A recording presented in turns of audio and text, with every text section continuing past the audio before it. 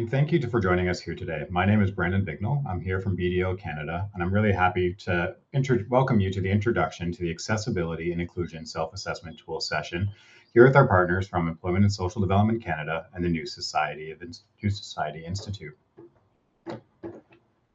To begin with today, I'd like to just start off with a land acknowledgement. Today's session brings together participants from many different territories across the country. Wherever you are joining from today, we acknowledge that we are on the traditional, treaty, and unceded lands of First Nation, Inuit, and Métis people. We recognize the ongoing impacts of colonization and our shared responsibility to support reconciliation. Today, I'm joined by Michael Bach, Senior Advisor, the New Society Institute, Eric Nettle, Manager, Online Services, the New Society Institute, Gert Ziegler, Director, Workplace Equity Division, Labor Program at Employment and Social Development Canada, myself, Brandon Bignell, Partner at Risk Advisory at BDO Canada, and Kathleen McMillan, a Manager in Accessibility Consulting Practice here at BDO Canada. Today, you're going to be learning about 5 key things. 1, what the assessment tool is and why it matters. 2, identifying the accessibility gaps in your organization. Choosing the right assessment tool for your needs, confidently completing and interpreting results, and then turning those insights into meaningful actions. Very excited right now to pass it over to my colleague, Michael, who's going to talk a little bit more about the tool. To all the participants who are able to join us today. Before speaking about the Employment Accessibility and Inclusion Assessment Tool, and my colleagues Kathleen and Eric and Renee will speak more to that, I wanted to begin by recognizing the support that made this work possible. First, we're really grateful to Employment and Social Development Canada through the Workplace Opportunities Reducing Barriers to Equity, or WORBE program. That initiative recognizes that improving employment opportunities for deaf and disabled people requires more than good intentions.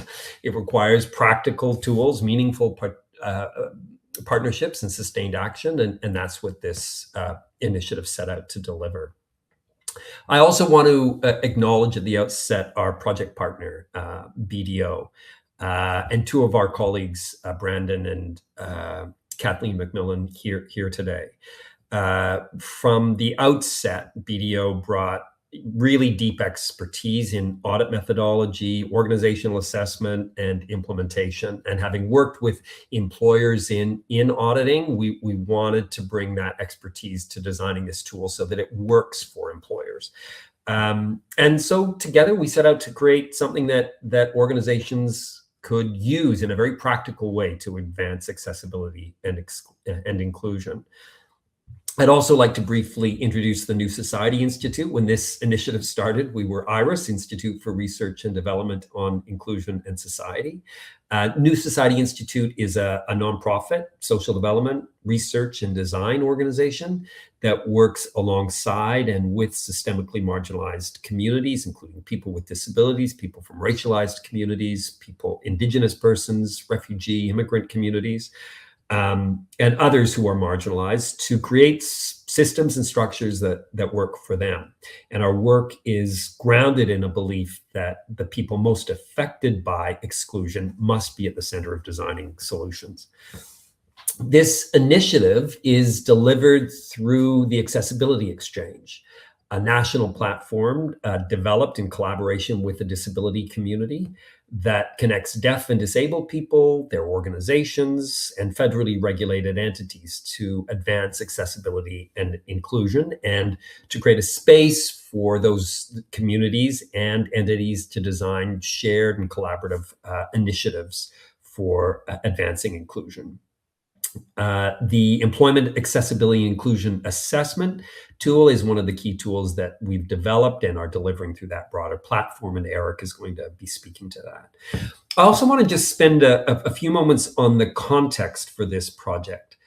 I think, as we all know who are here today across Canada, there's a growing recognition that accessibility is not simply a matter of accommodation.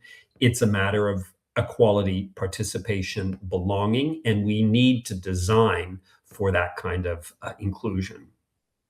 And this project was designed really at the intersection of two important federal policy frameworks, the Employment Equity Act and the Accessible Canada Act. The Employment Equity Act, been around for a long time. We know challenges employers to improve representation and outcomes for equity-deserving groups, while the Accessible Canada Act focuses on identifying, removing, and preventing barriers. And we saw with this initiative an opportunity to bridge these two agendas, because representation and accessibility are, they're inseparable. Organizations can't achieve equitable representation if barriers remain in place, and people can't fully participate in employment if those barriers are not addressed. Yet employers ask, so where do we start? How do we do this? We're committed to the principles and the direction and the policy goal, but we need assistance to make this, to identify how we advance this in a very practical way in our workplaces. And the legislation establishes the obligations, but organizations are lacking those practical tools to help them understand what barriers exist across the employment life cycle and what actions could make the greatest difference. And so that was really the gap that this project set out to address.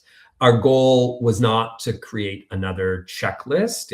It was to create a practical assessment process with attached resources that helps organizations examine accessibility and inclusion across the full employment experience: recruitment, hiring, onboarding, retention, advancement, accommodation, workplace culture.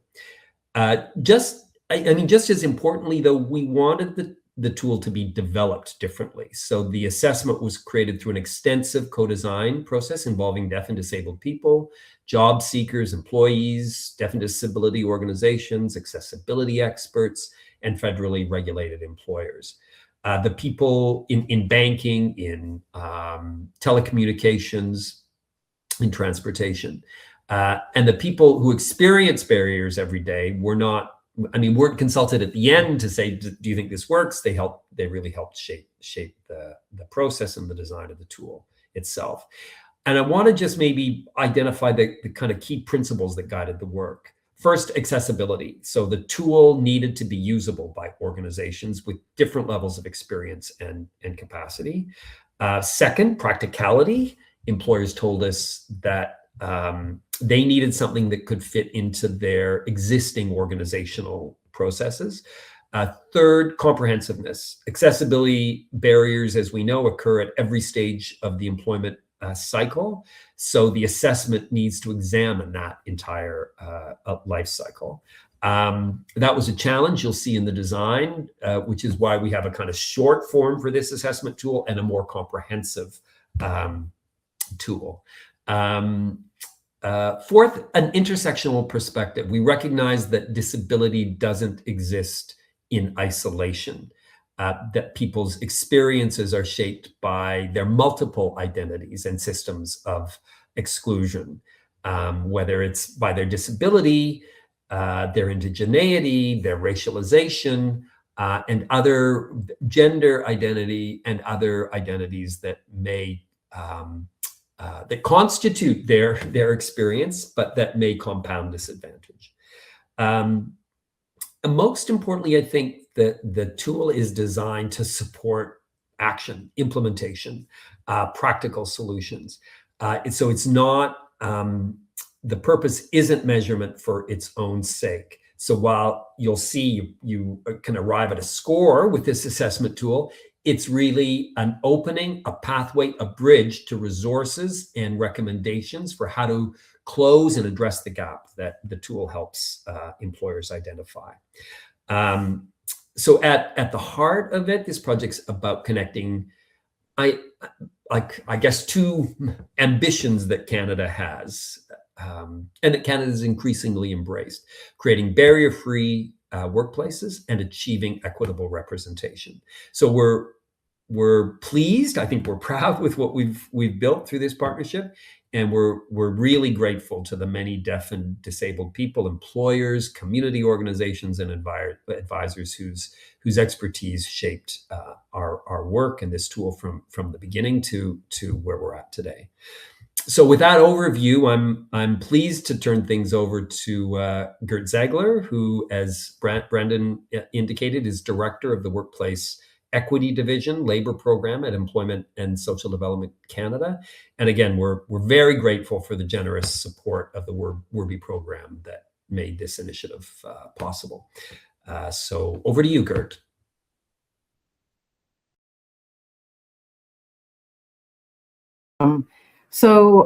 Really pleased to be here today and to be part of today's session that highlights one of the many initiatives that we have been able to support through the Workplace Opportunities Removing Barriers to Equity, or as people commonly know it, Werby Fund, that's within the Workplace Equity Division. The fund was created to support practical, innovative projects that help identify and address barriers. And Michael's spoken a bit to that already.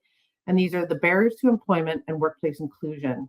And so through relatively small investments, these projects have been over time been able to generate tools, research, promising practices that we are hoping to see shared more broadly with employers and organizations across Canada. And that's why today's session is quite exciting. It's to share this information, so to get people aware of it, and as well to buy in and start working with it.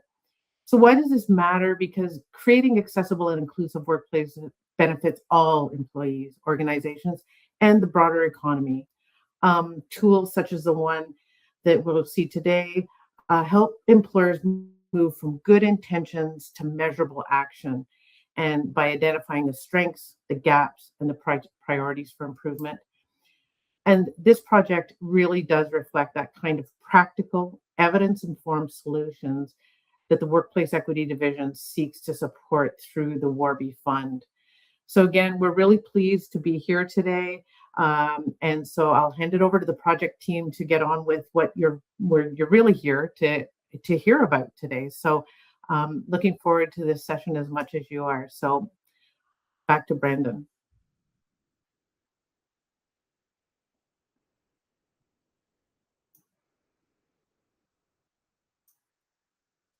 Thank you, Gert.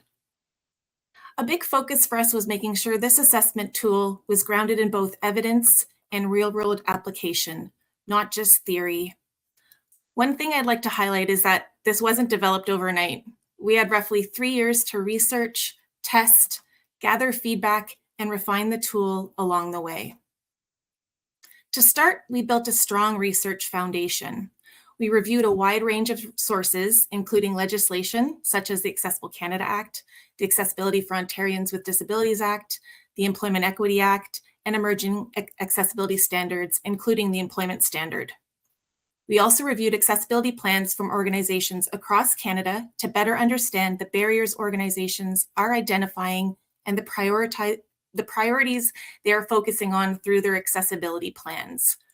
But we didn't stop with legislation and policy. One of the things that really strengthened this work was the experience our team was able to bring to it. Over the last 4 years, we've worked with organizations across Canada and engaged with thousands of people with disabilities through consultations, focus groups, interviews, surveys, and accessibility projects.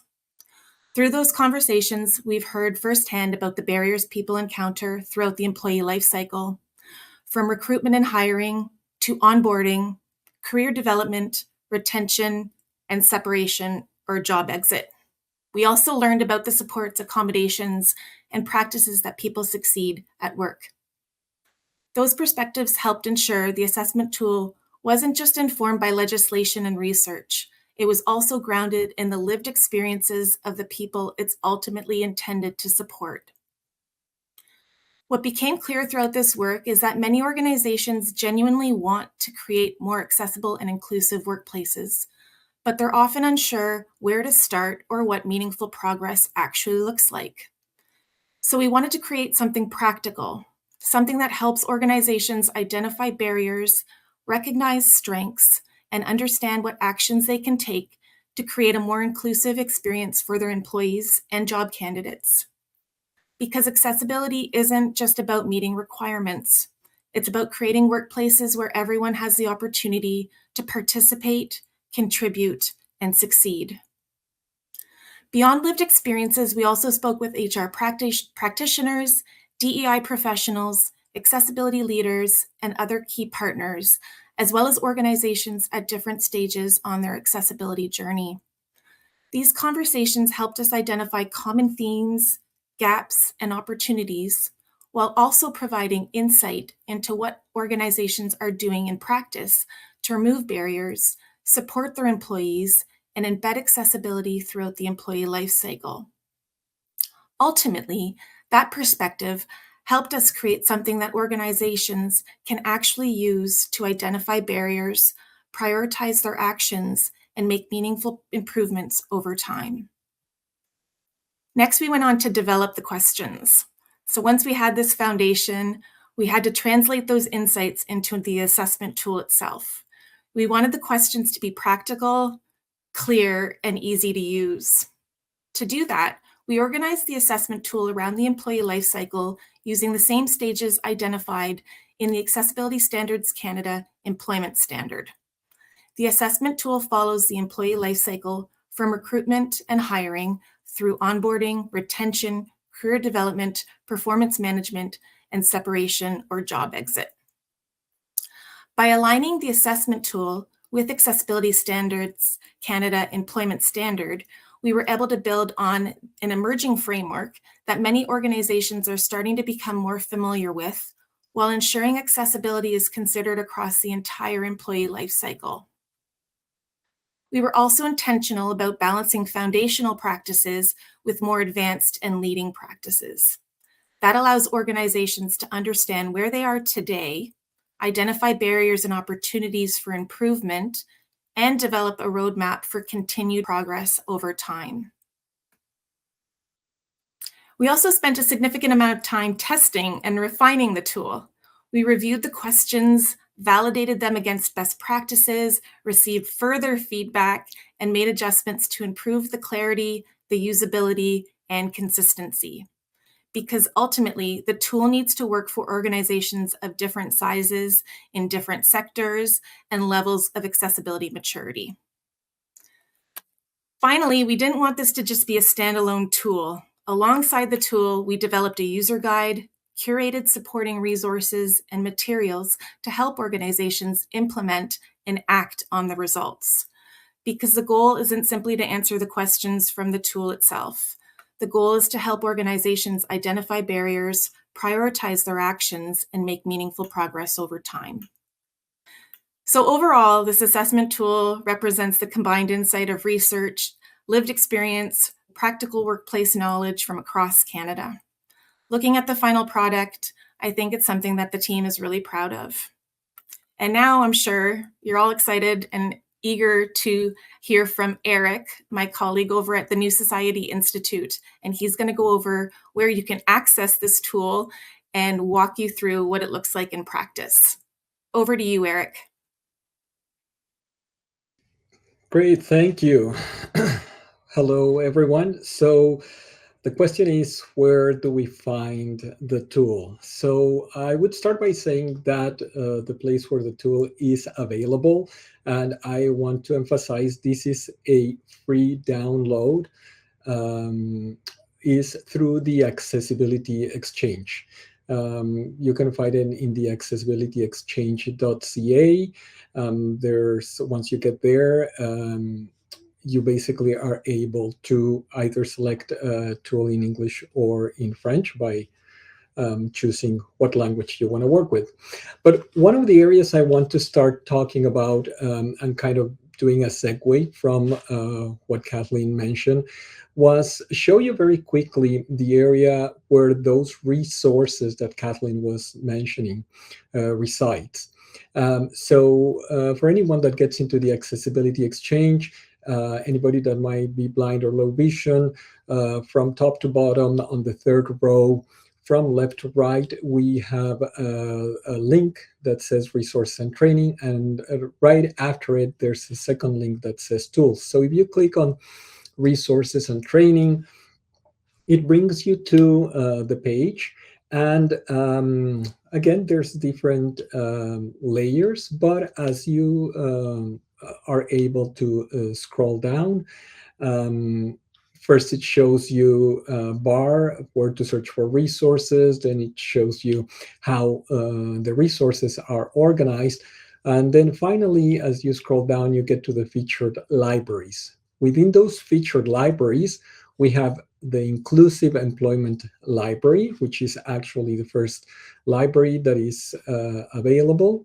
And when we click on that Inclusive Employment Library, what happens is it brings us to the page where there's the collections that are part of the library. The most important thing is that these collections are actually lined up with the different stages that Kathleen mentioned. So recruitment, hiring, onboarding, retention, promotion and career development, performance management, separation, and the accessible employment cycle.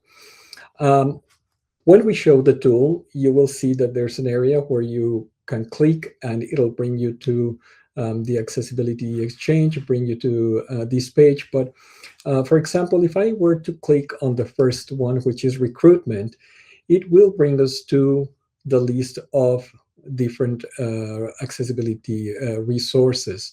And these resources are not only in English, some of them are also in French. But basically, if you click on any of the resources, I'm just going to click on this guidebook on accessibility.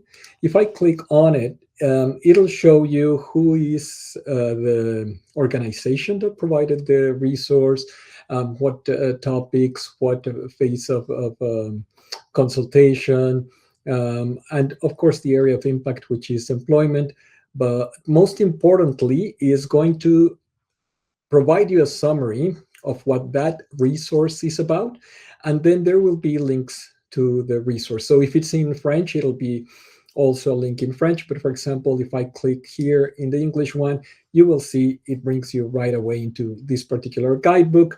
And then you can look for any information that is relevant to you. So I'm just going to go back, and this is how the resources work. But the one that everybody has been waiting for, and everybody is wondering, okay, show us, where is the tool step? So if I go back to the main page and I click on their tools, it'll bring us to this page. And right now, this is the main tool that we have. If you notice, as you scroll down, there's the Employment Accessibility and Inclusion Assessment tool. If I click here, what's going to happen is it's going to bring you to an introduction that talks about, how it was developed, how it was created, but it also most importantly provides information about the starter assessment. It also provides information about the full assessment, some information how to use it, and then it also provides some information how you can download it. One of the things I do want to underline for anybody interested in downloading the assessment tool is that it was developed to work in a Microsoft 365 environment. So the Excel version that is required to use the tool needs to be from 2021 or newer. Unfortunately, if anybody tries to use the tool with an older version that is not part of Microsoft 365, it will not work. So we do want to underline that. There's also the option for anybody that would like to download the tool to provide your email address. Now, the tool is downloadable. You work on it offline, and that was done on purpose. That was because feedback that was received from different organizations, there was always the concern of what's going to happen with that information that establishes how accessible my practices are in the employment life cycle. And I don't want that information to necessarily be up there in the cloud, right? So the advantage of downloading the tool is you can work offline with it. But at the same time, for us, if you are able to provide your email when you're downloading it, it will help us to know what organizations are interested. It'll help us to connect. It'll help us to provide support. So we encourage anybody that might be interested in downloading the assessment tool to, yes, please share your email address.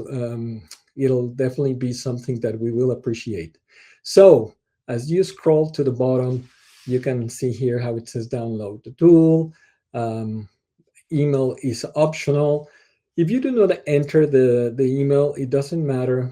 Down here where the link says get download links, if I click on it, now you can see how we have first the Employment Accessibility and Inclusion Assessment Tool, the starter version. Then you have the full version. And then at the bottom is the user guide. The user guide is a Word document that provides much more information about how to use the guide, what is it that you find in it, etc.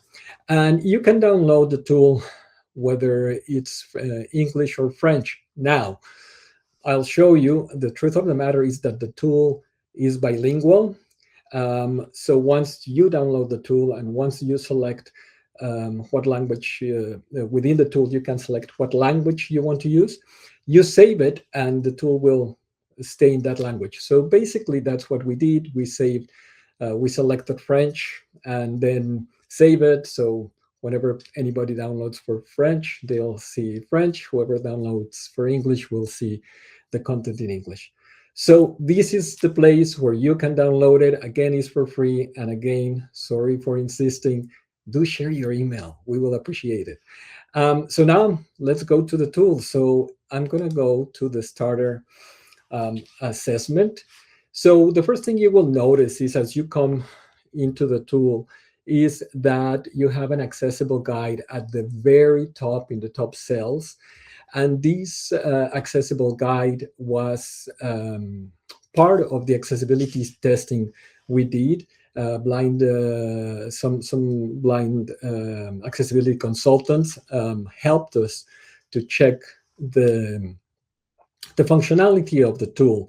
And we realized that it was really important to provide this guide, which really, especially for anybody using a screen reader, will really guide them as to how to use the tool and where to find information.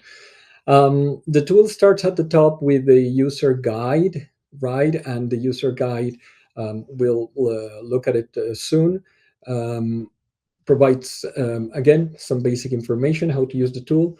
But then underneath the user guide link, we have the 8 life cycle stages. You can click on any stage at any point. After the life cycle stages, we have the scoring, the next steps, the final report. You can also click on any of the links at any moment, and it'll bring you to that page. As I mentioned, there is the language option. So on the top right corner, you can see here how it says choose language. If I click on the language, there's the arrow to allow me to select whichever language I want to use. So let's start by clicking on the user guide. As I mentioned, there's some basic information about the assessment, what the scoring, the next steps, and the final report provide, and also some reminder about sharing. There's the arrows that can bring you back home or can help you move forward to start the questionnaire. Once you start the questionnaire, it'll bring you to the first stage, which is recruitment.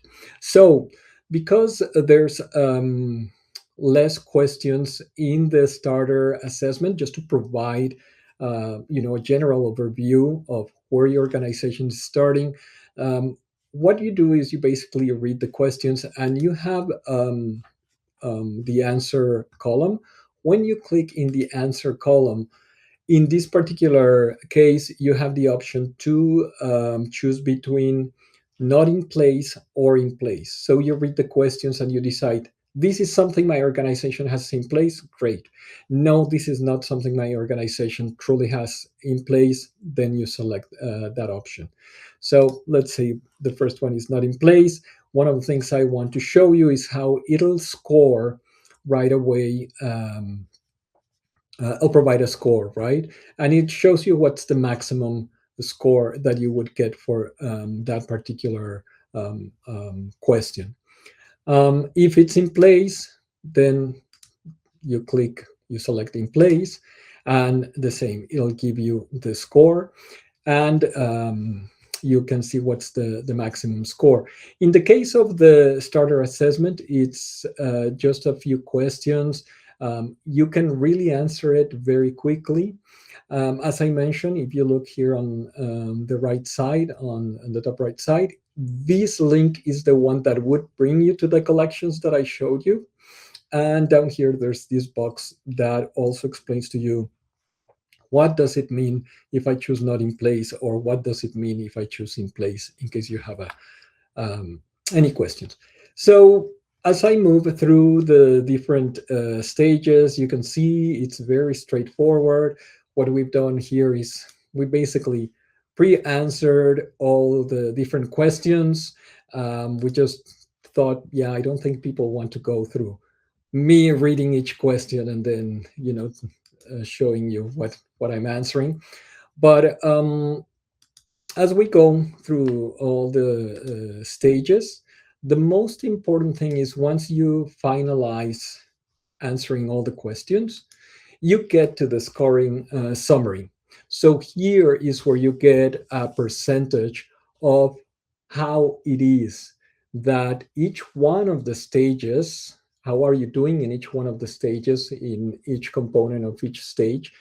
But not only that, you get score of where your organization really is in terms of accessibilities, right? So in this example that I answered, it's showing me, oh, I'm not even at 50%, right, of accessibility.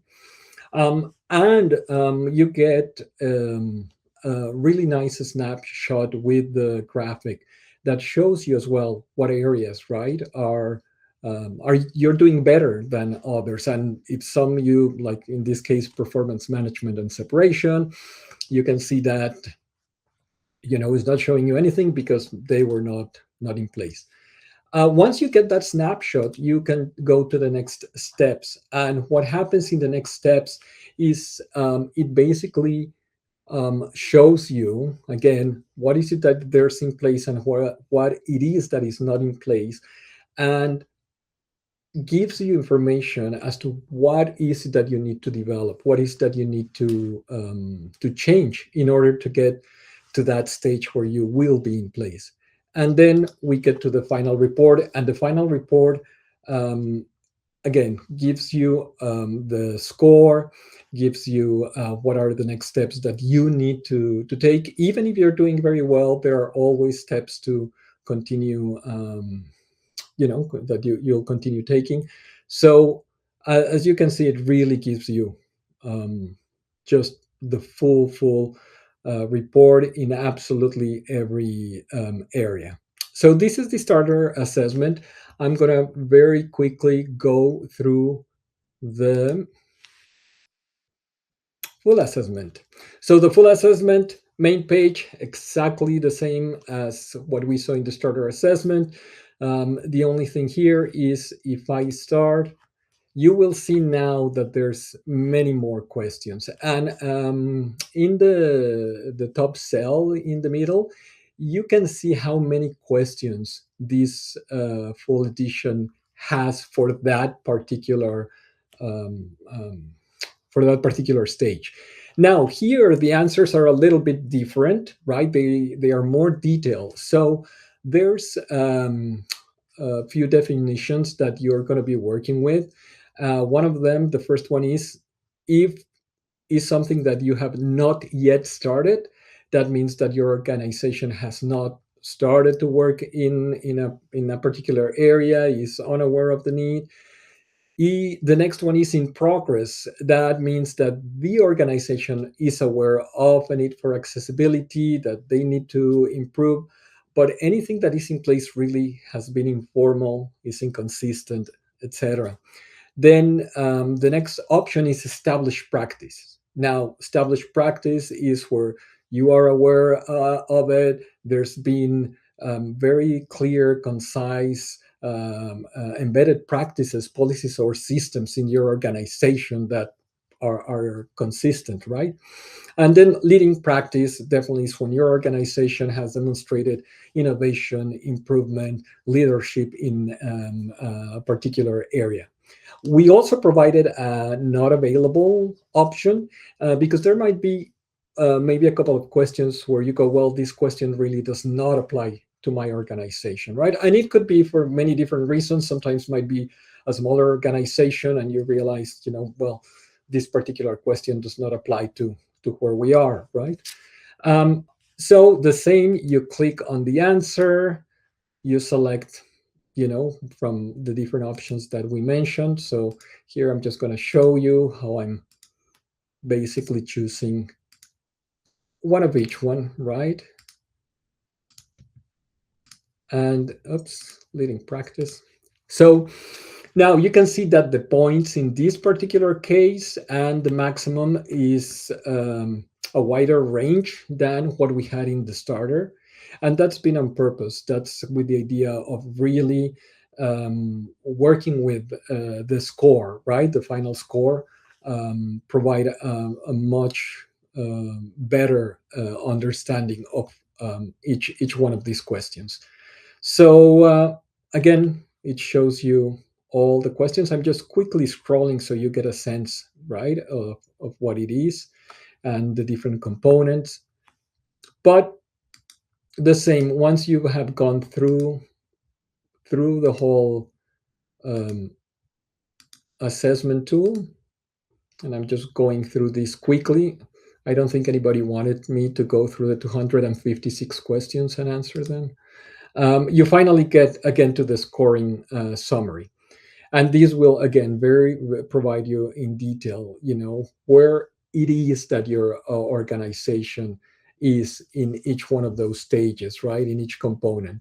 And it also gives you that snapshot, but also the full assessment gives you not only for the stages, but for the components, right? So you can see within, for example, recruitment, maybe there's one component where you're doing really well, but others not. So again, these snapshots really allow you to see how your organization is doing. And the same, when you go into the next steps, these are suggestions of what is it that you can do, right? So for example, for each one of the answers you provided, you can see how, if it's something that is in progress, it'll mark, okay, in this area, this is what you have to do. Oh, I do have an established practice. That's great. However, you can still do a little bit of work in this area. Oh, I do have a leading practice. Oh, excellent. Well, just to keep in that leading practice, continue, in this, continue doing this type of work, continue with these steps. And then again, we go to the final report, and the final report, again, just gives you that information that you require to know the next steps that you need to follow to really make that employment life cycle the most accessible that it can be. And so that is my very quick demonstration of what can be done with both the starter assessment tool and the full assessment tool. And yes, I guess at this point, I pass it on to Brandon to invite our colleagues for a question and answer.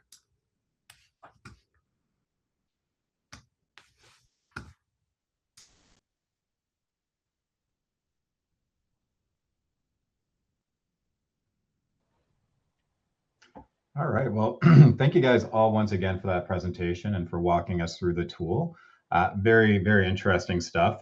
For those of you that have been asking in the chat about access to it, we will be sending out an email following this session as well, and we'll make sure we provide those links to you. As well, you'll have the links in the chat that have been posted there already. And if you do have any challenges, do feel free to reach out, and we're happy to provide any support that's needed. So one of the questions we received, and I'll open this up to the team here, is can you confirm if the Accessibility Canada Act is for those federally regulated organizations only? Or is it more broadly applicable, similar to the federal regulatory industry entities, similar to employment equity?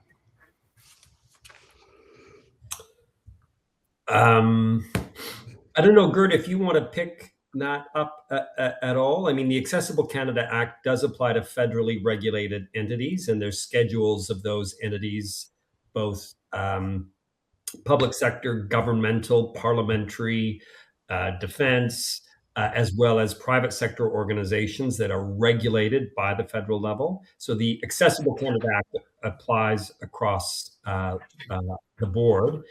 But as Kathleen noted, in doing the research for this, because many entities may also be subject to regulation at the provincial territorial level, we drew, to the extent that they're available, on standards that have been adopted by provincial governments. So, and the employment standard, as she noted, came out during the course of our research. And so we designed questions informed by the employment standard.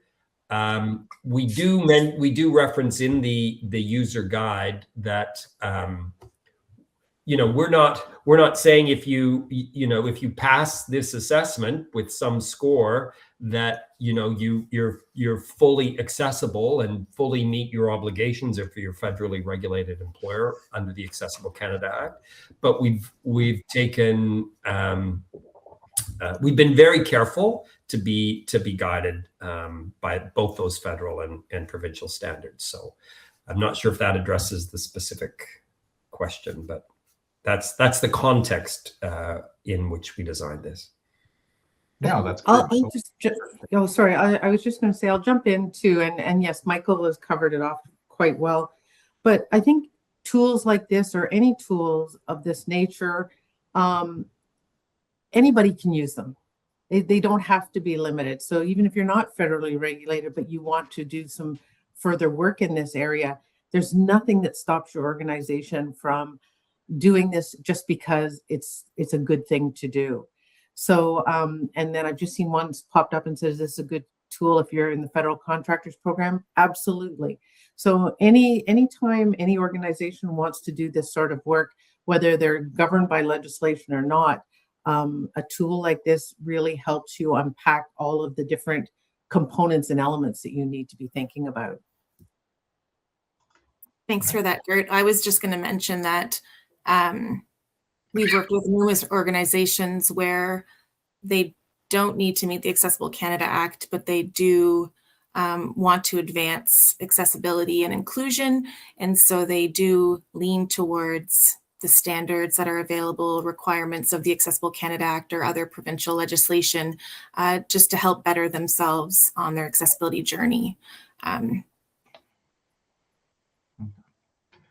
So hopefully that answers that one. That's great. So we received a handful of questions about what is a good score? How do I know if I passed? Is this a good tool for starting out? Maybe we could talk a little bit about the scoring system and what represents not necessarily a good score, but maybe how this starts off as a good tool for starting and self-assessing as you guys start the journey. I can start just mentioning that when it comes, I would say to people, more than focusing on, I mean, the number definitely tells you where you are, but I think most importantly is to really look at those snapshots from the graphics that tell you where you are, because at the end of the day, when it comes to the percentages, keep in mind that, especially in the case of the full assessment, as we mentioned, one component you might be low, but the other one you might be high, so that balances the percentage.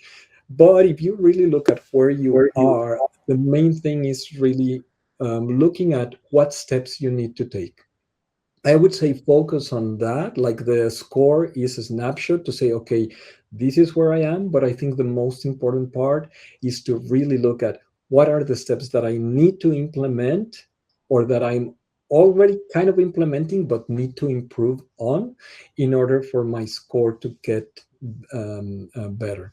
So that would be the first thing I would mention. I don't know, Michael, Kathleen, if you want to add a little bit more to it, or Renee. Yeah, for me, I think it's just important to start. So I wouldn't focus too much on the scoring. It would give you a good indication as to where you may want to hone in on some of your efforts. But the important thing is to start, to listen to employees at your organization to see where improvements are needed. That can be very telling of where an organization may want to focus in on their efforts. The tool can definitely assist with where you're at. But I think the important thing is really to start on a journey, figure out where it'll make the most impact, what you're able to do with the resources and the budget that you do have, and to just continually make some effort towards being more inclusive and accessible. We're not saying that you need to answer all of these questions and that you're already doing this already. We understand that it's a journey. And then, yeah, I know I've said it already, but the important thing is to start on the journey. Michael, if you have anything to add? Sure, just to add maybe along these lines, there's, again, this isn't a tool that will demonstrate, by a score that you get, that you're compliant under the Accessible Canada Act or the Federal Contractors Program. So it's not about achieving a certain score proves that you're compliant. It's more that compliance under those obligations is about really, and the Employment Equity Act is about identifying barriers and taking steps to address those barriers. And that's really, this is intended as a tool to assist you, as Kathleen says, on that journey. So it's a way of making the intentions under these federal instruments really practical. And if we're going to achieve the goals of both the Employment Equity Act and the Accessible Canada Act for a barrier-free Canada by 2040, I guess, under the ACA, this is a tool that entities can use to take additional steps along that path, that can be used on the regular review process related to the employment standard, for example. Okay, excellent. So one of the other questions we got is, obviously, the rules and regulations and requirements are going to continue to evolve over time, both federally and provincially. Is there going to be an opportunity for this tool to be updated down the line to kind of reflect any changes? Or are there any immediate plans right now to make changes as new requirements are released?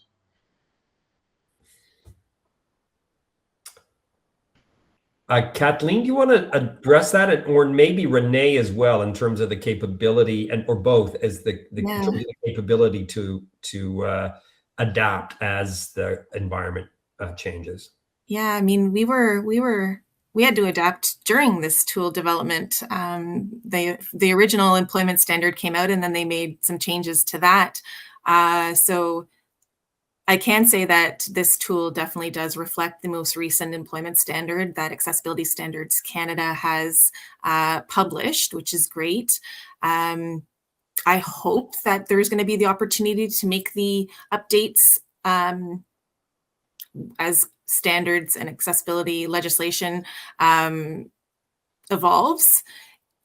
That would be my hope. I'm not sure from that standpoint. Michael, what is your thoughts on, as it kind of sits with the Accessibility Exchange at this point? We'd love to be involved further.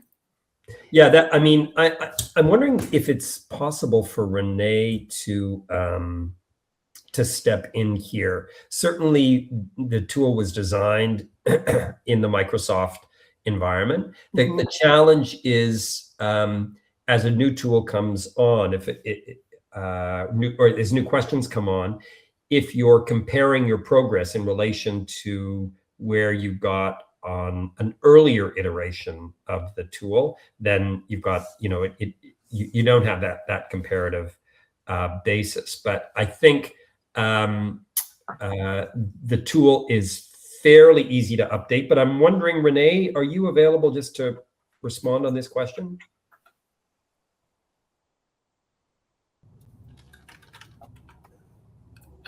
Okay, can you hear me now? Yes. Yeah. We can. Thank you. Okay. Hi, everybody. Yeah, the tool was built to accommodate different versions.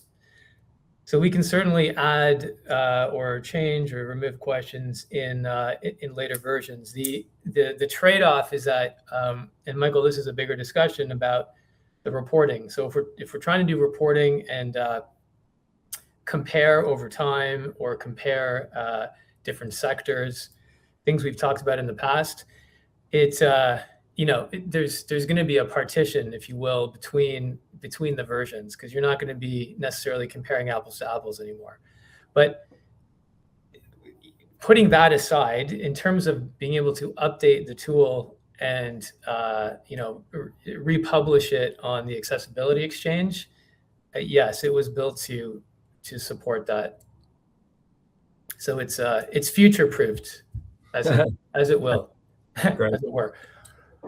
Thanks, Renee. And also, I do just want to, well, everybody on the calls contributed in their own way. And Renee was the mastermind behind the technical design of this. So, and I guess that just speaks to, and Eric pointed to this, we certainly, encourage users to share their emails so that we can follow up and create a database of assessments that help us look at, ideally on a sector by sector basis, where we're getting in terms of addressing barriers, where there seem to be consistent gaps within a sector or cross sector. It could provide a really rich source for trend information as we go forward. That would really depend on participants sharing their assessments into a database. Renee, can you just speak to that? How we've done some thinking on this, but ultimately decided that in order to ensure the widest use of this tool, we didn't want to build that in as an obligation. Right. Yeah. Yeah. So Eric mentioned this at the beginning of his slides, but the anonymity was core to how we architected this, which is why it's not an online tool. It's an offline Excel spreadsheet. So if you so choose, you can fill it out, and no one, you don't have to share it with anybody. It stays within your organization, on your desktop. And you can also fill it out as many times as you want. You can make a copy and then fill it out in 6 months and in 18 months, so that you could, you yourself could track your progress. That said, if like Michael was mentioning, if you do want to, if you're up for sharing it, we will store it, and we can store it without any identifier. Or a anonymous identifier, like just a number, or if you don't mind, we will also store it with the actual name of your organization. So we're flexible in how we store it. But if you do that, you could send us every let's say you were going to fill out the assessment once every 6 months or once every year. If you send that to us, then we can send back to you sort of an official progress report. So it's comparing the different, let's say you filled out the assessment 4 different times. It's going to show you the trends, as Michael mentioned, across the stages and the associated components. So there's a benefit to sharing the information with us. You'll get access to more advanced reporting, longitudinal reporting, essentially. Yeah. Both, I guess, Renee, both for your organization, but then also contributing to an aggregate database. That too. to give us a picture of how we're progressing based on those who are sharing their data. Correct. And if Michael, if we have enough submissions for a given sector, then we can also show how an organization is doing comparatively to the rest of the sector. Right. Exactly. So so if we have enough data, we can do lots of different kinds of reporting. Yeah. Awesome. I do want to make one acknowledgement. I mean, as I said, so many people contributed. I also want to acknowledge Kathleen McMillan, who spent countless hours researching standards, assessment tools, crafting questions, revising those questions, being part of the testing process. And so, I just want to acknowledge that really extraordinary work and such productive partnership with BDO. We definitely appreciate that, Michael, and the feeling's mutual. So knowing we just got 2 minutes left, maybe I can just throw one last question to both, maybe Kathleen, if you can start, and then Michael, you can take us out to the end maybe. And, what advice do you give to organizations that are completing this and then have more questions? What do we do next? Where do we go from here? So maybe Kathleen, you could start off with maybe a piece of advice you might have, and I'd love to hear maybe from Michael and Gert to wrap us up. Yeah, there may be lots of questions, and that's okay. Questions can lead to further support and further, I think, like, this is something that we can't do by ourselves. Moving accessibility and inclusivity forward and being barrier-free by 2040 is something that everyone has to be involved in. We're just talking today about employment. There's 6 other priority areas within the Accessible Canada Act that we need to focus on as well. So if there are questions, I'm here. This is work that is both personal and professionally. It's something I found late in life, and it's something I love to do. And so the BDO Accessibility Consulting Team, we may be mighty, but we are here for support. If you have questions, please feel free to reach out. And working with the folks at NSI it's been an incredible journey over the last 3 years to have this put forward, and hopefully it can help organizations make a real difference with being more inclusive and accessible for persons with disabilities, the deaf community, and people with intersecting identities. I know we're running out of time. Michael, do you have anything else to add from that perspective? Just in terms of practical support, you'll see on the Accessibility Exchange platform that there is a support number, and people can access that VRS, telephone, text. Eric, you can speak to the accessibility of that. And we have a support person who can assist on the technical side. The Accessibility Exchange also is a marketplace, if you will, of accessibility consultants who can also assist in or organizations and entities in furthering their work on that. But you can certainly start with following up, as Kathleen said, with through BDO or through the support line at the Accessibility Exchange, and we'll be able to help you access whatever expertise is needed. And I guess just to echo Kathleen and the team at BDO, we're committed to continuing to develop practical tools to advance accessibility under the various areas in the Accessible Canada Act and given the goals of the Employment Equity Act. And really appreciate the partnership with BDO, but also all of those who contributed to the design of this, and those who joined us today to learn more about it. We would really welcome the opportunity to work with you going forward. Awesome. And thank you, Michael. And maybe, again, special thanks to our colleagues from ESDC who helped make this all possible. So really huge thank you to you guys. Gert, as we are about to log off, any maybe final words you'd like to share with our participants today? Well, I want to first start by thanking this team that has put together this amazing product, and you can tell there's so much dedication and heart in this. It truly shows in all the thinking and work that's gone into it. certainly from our standpoint, from labor program, ESDC, our officers remain available to work with those employers that are under the LEAP or Federal Contractors Program. And we also have a number of tools available to everybody, which are now linked from our site, the Equivision, which provides employment equity information, but also has tools. And just as this tool is available to anybody who wants to further their journey in this area, similarly, the tools that the federal government's created on Equivision are also available to everyone. So I just want to, applaud the entire team that did all this great work, and so happy that it's being shared here today. This is really wonderful stuff. So thank you. Great. Thank you. All right. Well, thank you guys. And please don't hesitate to reach out if you have any further questions. And we'll be sharing the link with you guys shortly. So again, thank you to all our participants, the New Society, ESDC, my colleague Kathleen. Thank you guys so much. And please don't be shy. Reach out anytime. Thank you and have a great day.